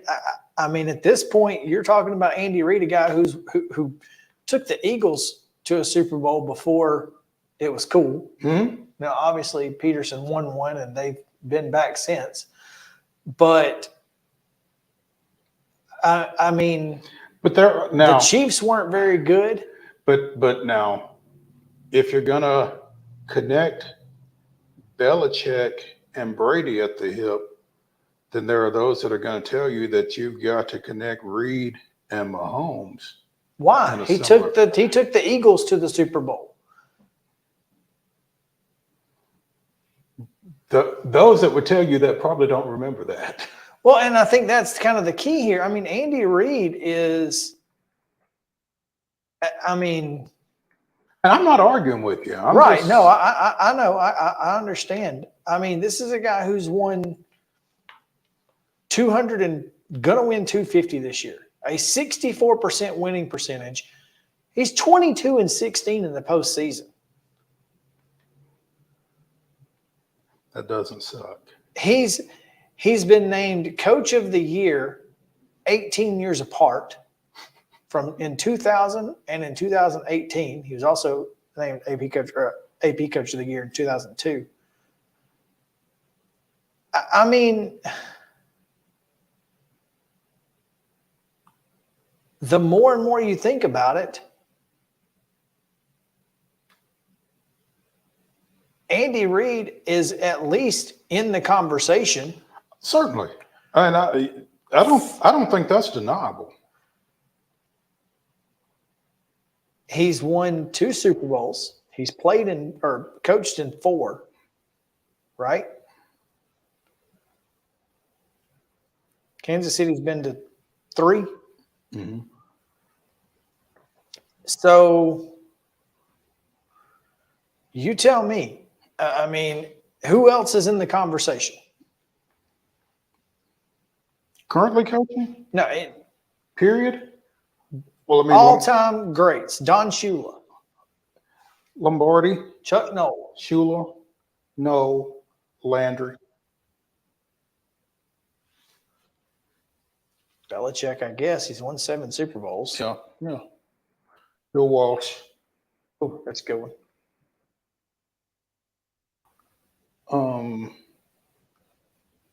Pete Carroll, yes or no? No. Okay. That might be it then. Dan Reeves. Dan Reeves is probably in the conversation. He went to Super Bowls. He won. Did he win one at Denver? Win 2 at Denver? He went with Atlanta. Say that real slow. Yeah, that's the more you think about that, just in general, that's yeah.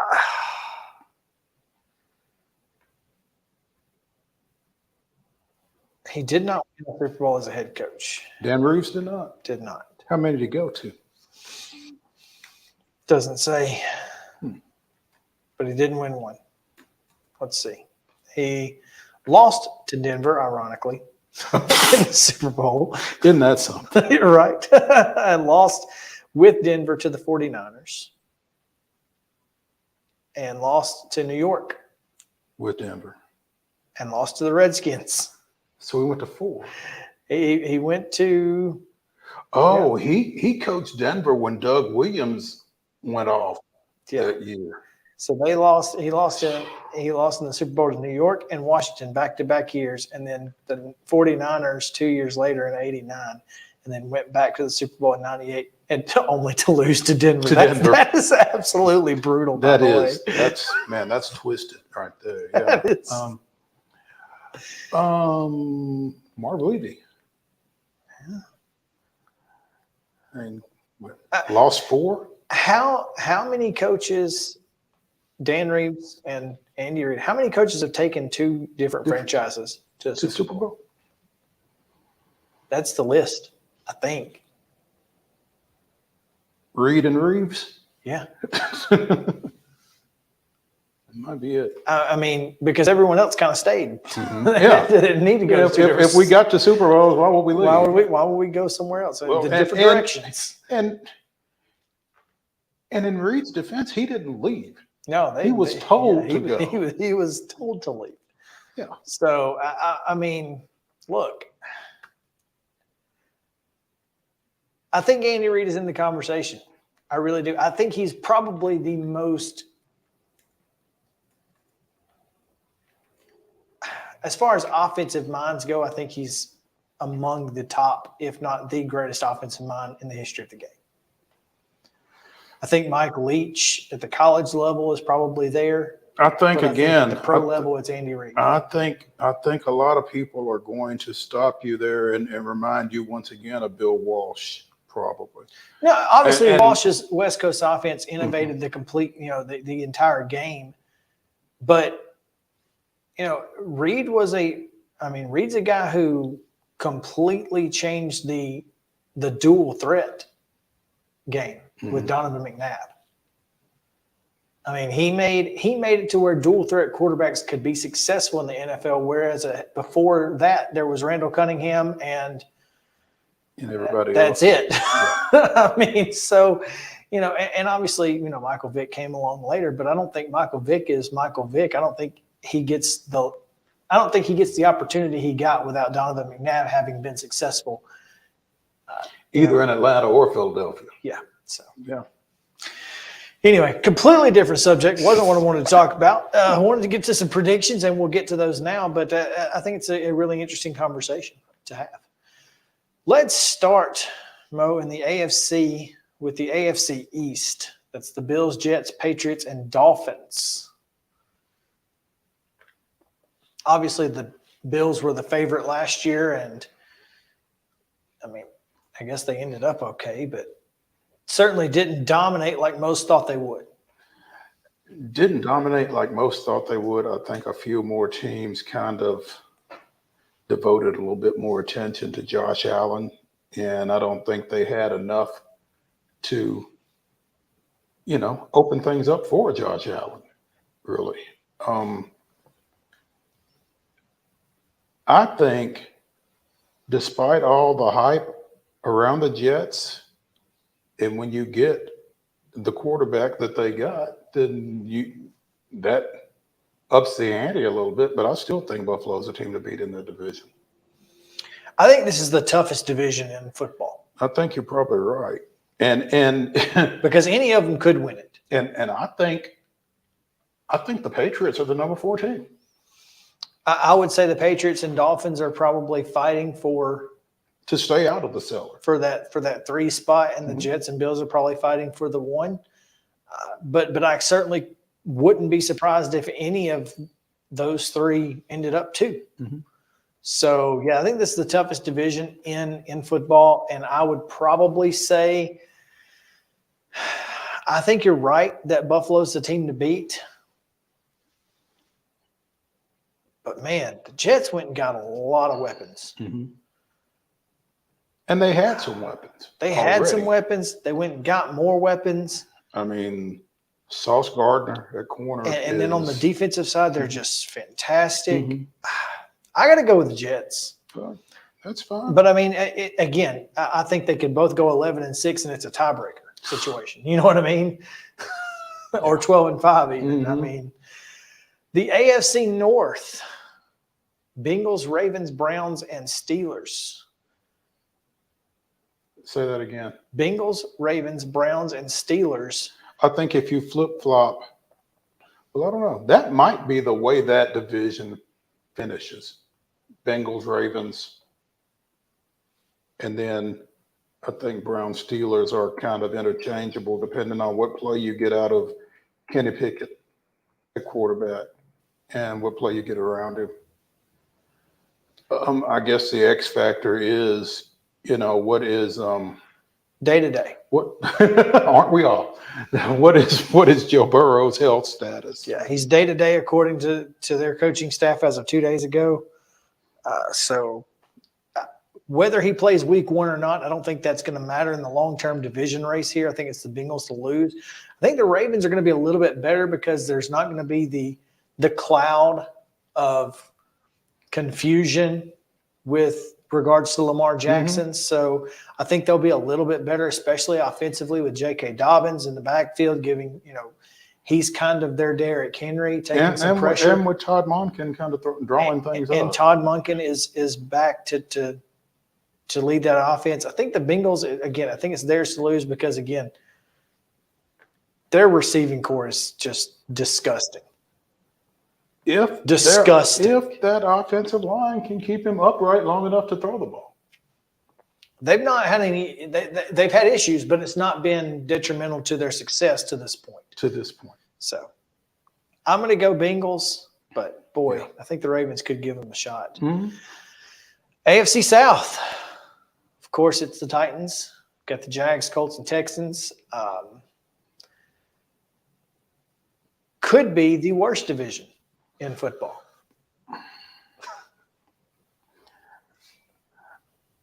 Obviously, everybody's in love with the Jags. And everybody except John Breach of CBSSports.com. Oh, really? What's John Breach of CBSSports.com saying? His bold prediction is the Titans win the AFC South. I'm not sure how bold that is. Well, you just said everybody else is saying the opposite, so it's pretty bold in the world that we live in. I think if Ryan Tannehill stays healthy for 17 games, this team will give Jacksonville all it wants. I think if Ryan Tannehill stays healthy for 17 games, Jacksonville won't be in the discussion by the time they play in Week 18.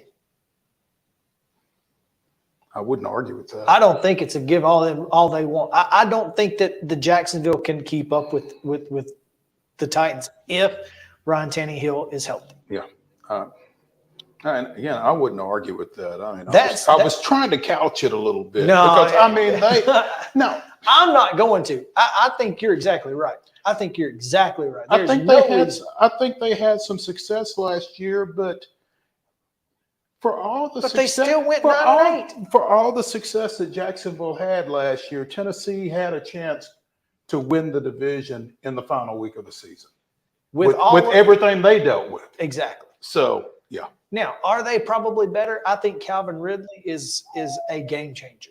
I really do. I took him in the 3rd round of my fantasy football league draft because I really think he's that big of a game changer. Mm-hmm. And we couldn't cover Evan Ingram with a blanket last year. So that was bad. I mean, obviously they give the Titans issues, but if the Titans front 7 is healthy, that's a lot of that changes. Mm-hmm. So again, it's all about the Titans staying healthy. Now, is that the biggest question in the history of Nashville football? Absolutely. They've not been healthy for 2 consecutive years. Yeah. So acting like they can stay healthy is almost a fool's errand. Exactly. Yeah. Well, So I don't know that that's something that you can count on. But I do think you have to make that caveat. I mean, the fact is that I think you absolutely have to make that caveat that they have not been healthy the last 2 years, and yet they were the number 1 seed 2 years ago and went to the final game of the season with a chance to win their division. We're 7-1 last year. going into week 9. Yeah. Of course, they lost 8 games in a row. But, but I mean, the Titans, I think the Titans will win 10 ball games at the minimum. I think their floor is 10 games.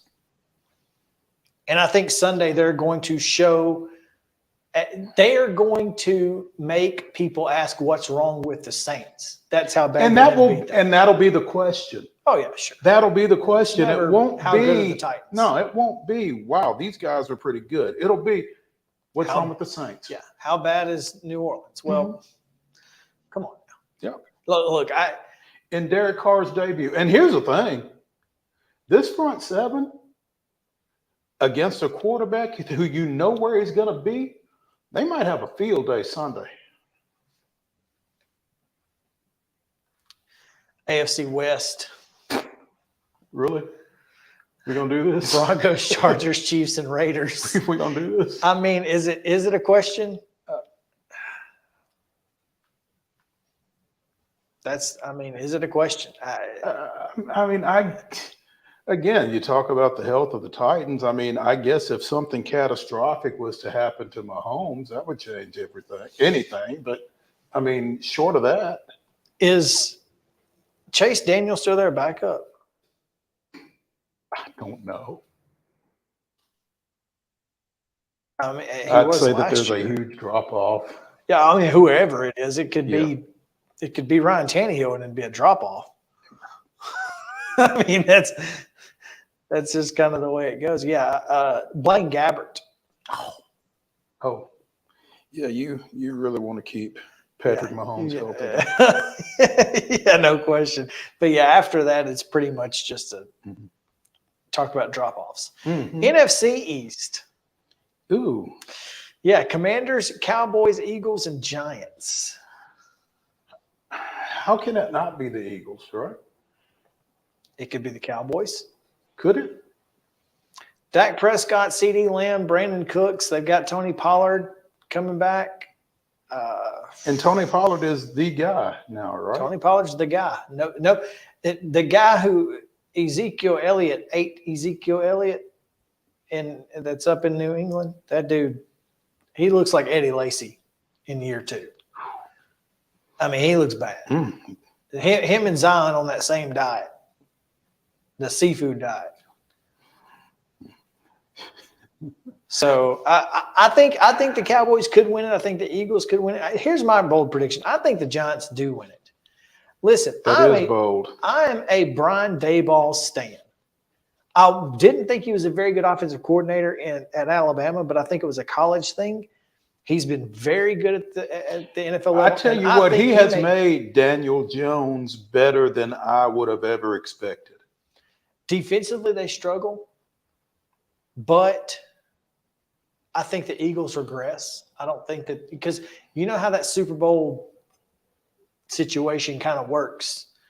I think the Eagles end up going 8-9 or something. I don't think they regress to that point. I can see some regression just because of the schedule they're going to play. Exactly. As much as anything. But I still think I'm just not ready to put that much faith in Jones or Daboll.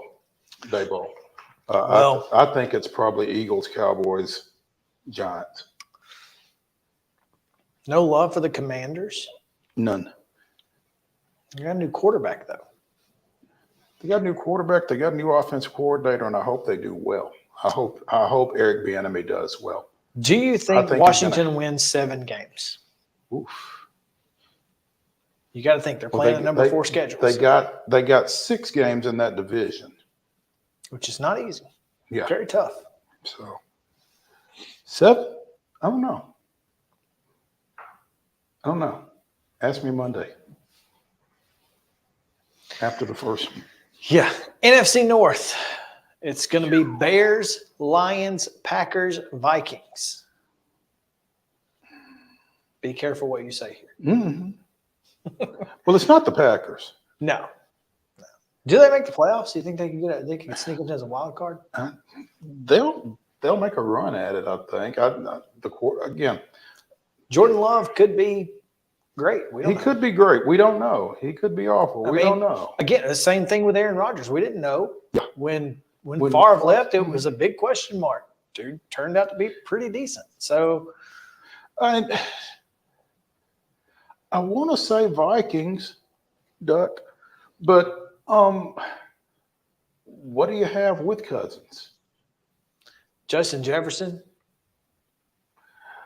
But you got Dalvin Cook, who's apparently not even going to be the starter in New York. He'll be the starter in New York by week 4. I'm going Vikings. I just think they've got the most established, most consistent quarterback. I'd really like for it to be, I like Justin Fields a lot. I just don't know if the Bears are ready to take that step. You and John Breach right on it with the Vikings. I'm going to go with the Vikings too. Obviously, they had that long run of being undefeated last year, but that was the luckiest undefeated team in the history of all sports. You must not really remember UT 98. Well, yeah, they were really lucky. I mean, sometimes it takes some luck. Yeah, but it was every game for Minnesota last year. It was every game for UT in 98. I mean, it was a lot of luck last year. So I don't know. I'm gonna go with the Vikings, but only because I don't want to pick the Lions. NFC South: Buccaneers, Falcons, Panthers, Saints. What is it about the South? Terrible. We play great college football, and terrible pro football. Yeah. I think the Falcons may be the least bad. I think the Falcons have the potential to be good. It's all dependent on Desmond Ridder. They've got a great pair of running backs, Cordell Patterson and who's the other running back? Oh, crap. Who's probably going to Bijan Robinson, yeah. Bijan Robinson, Cordell Patterson, Kyle Pitts, if used correctly. And again, Arthur Smith should be using Kyle Pitts the same way he used Jonnu Smith. I don't know what the problem is here. But if Desmond Ridder gives them anything at all, this team has the offensive ability to be really good. Yeah, because, I mean, the Panthers, C.J. Stroud aside, aren't very good. Bryce Young. I'm sorry, Bryce Young. C.J. Stroud is the other guy. He's in Houston. Yeah, Bryce Young. Who is the quarterback in Tampa Bay? That's as good of a question as anybody, I guess. Baker Mayfield, I guess. If it's not Baker, it's Kyle Trask, so it's Baker. Oh, it's got to be. Yeah, it's got to be Baker. Yeah, and at running back they have nothing. Is Keyshawn Vaughn still on the roster? He's hurt, questionable for this week, but yes, he is on the roster. I mean, you've got Mike Evans, Chris Godwin. You've got really. You have decent receivers. You have decent receivers if you have someone that can get them the ball. But defensively, man, I just don't know. I just don't know. And New Orleans. I don't like it. I don't like New Orleans. I'm going with Atlanta as much by default as anything. I would agree with that. Yeah. And the West. Again, really? No question. Again, do we have to do this? No question. Yeah, the NFC, AFC West are pretty much locked up already. San Francisco, Kansas City, and who is the number 2 team? Is it the Rams or is it the Seahawks? It's got to be the Seahawks if Geno gives you anything like he gave you last year. He doesn't have to be the same. He doesn't have to be great. He just has to What if be Matt decent. Stafford is healthy? If Matt Stafford's healthy, the Rams have an opportunity because they've got Cam Akers. And so, I mean, the Rams could be, I don't know. I mean, again, Cam Akers gives you a lot. He is, a guy that, and then, you've got Cooper Kupp who's injured. Kupp's still hanging out. But he's questionable right now, but he's going to be he's probably going to be back at some point. At some point, yeah. Van Jefferson, can't forget the pride of, I almost said Ravenwood. Yes. Okay. Yes. But then I was like, is it Riverdale? No. Got really confused for a second. No, Ravenwood. That's right. You're going to have those Williamson County folks. I was like, over you. wait a minute. I knew it was an R. Jeremy Qualls on line one. Already a couple of issues. Bryson Hopkins at tight end. I mean, this is a team that's got weapons. And I think defensively, anytime you've got Aaron Donald, you've got a shot. So, I mean, sure. So I think but it's definite. But they're playing for number 2. I think they're playing for number 2, and Geno's going to have to be good. Anyway, your AFC champ, Kansas City.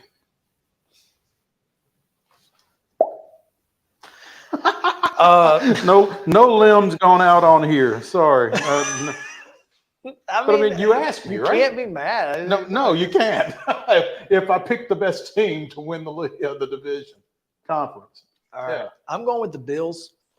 You just like being provocative. That's nothing new, though. But. Well, I think, look, I just know the NFL well enough to know it's never who you think it's going to be. I mean, even last year, we didn't think it was going to be the Chiefs. Didn't think it was going to be Philadelphia either. And yet, so here we are. Yeah. NFC champion.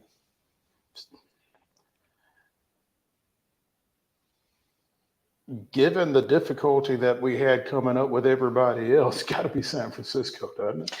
Well, and see, that's kind of the thing. Yes, but maybe not. I see your debate, but I mean, think about this. If the playoff teams, I'm very much of the KISS. Yeah, keep it simple. Keep it simple, stupid, approach. So Kansas City, San Francisco.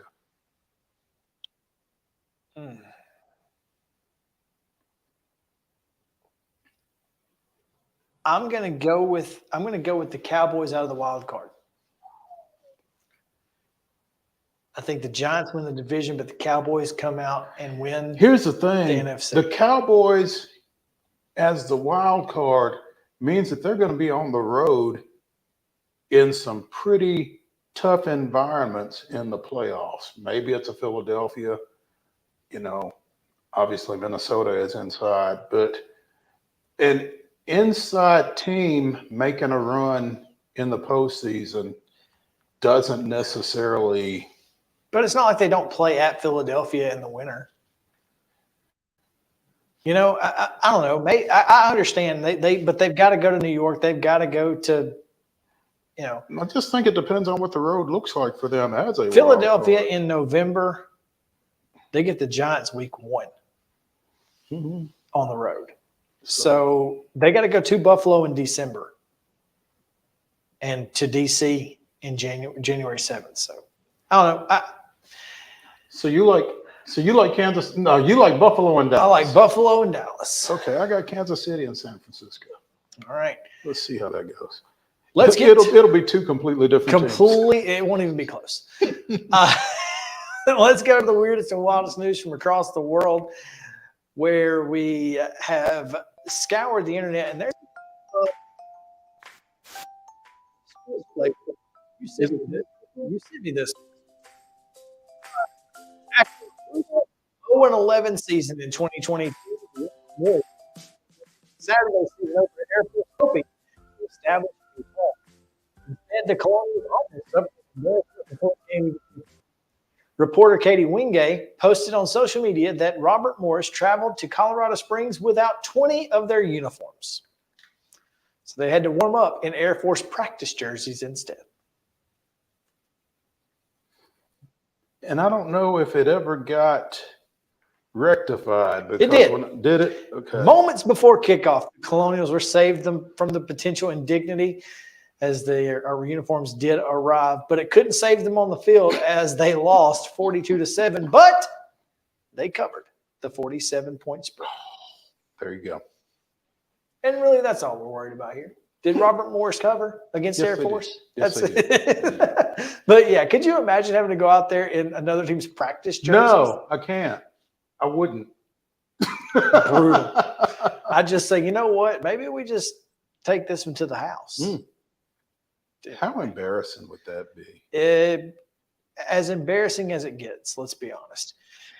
That being said, if you are the team photographer for the Los Angeles Angels, you've got a collector's item on your hands.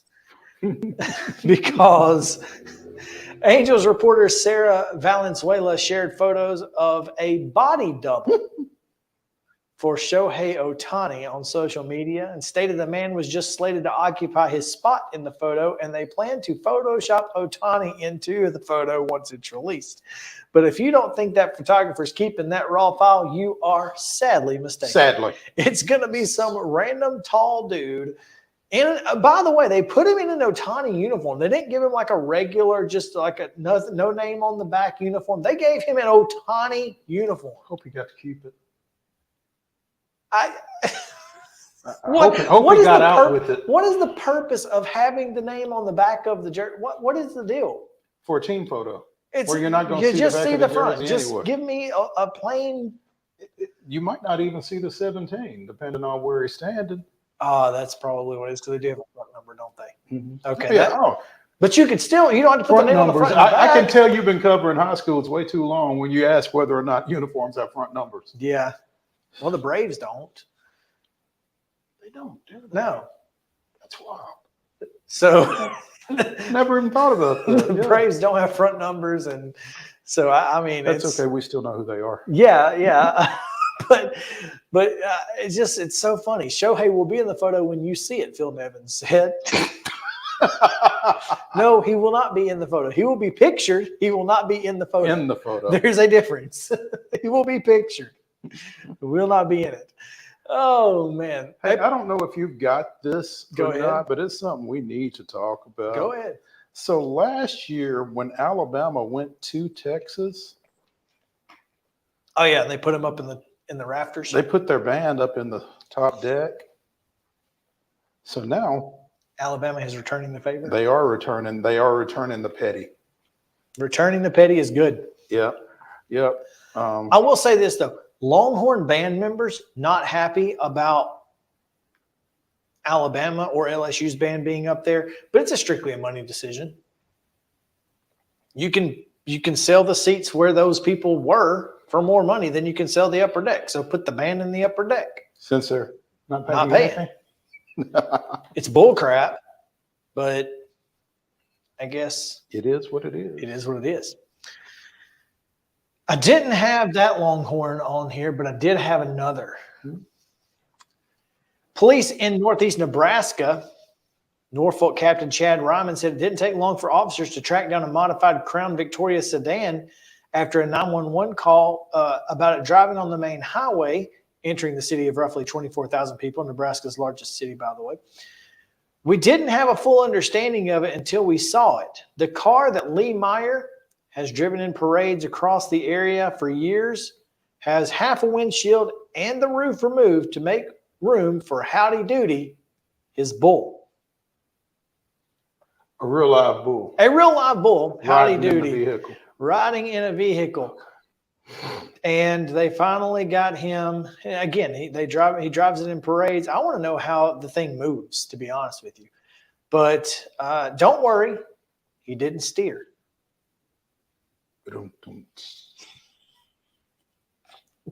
That's it for a while. Yes, that as well it should be. here on Main Street Sports Today, presented by Mid-Tennessee Bone and Joint. We're back tomorrow for Preps Thursday. Again, as you heard earlier, we will talk with Pearl Cone head coach Tony Brunetti. He'll join us to talk about his turf and his Firebirds, who are absolutely killing it right now. And looking forward to that, looking forward to much more. We'll, of course, give you our high school picks tomorrow, all of that and much, much more. So we'll see you guys tomorrow on Main Street Sports Today, back in the Lee Company studio. Have a good one.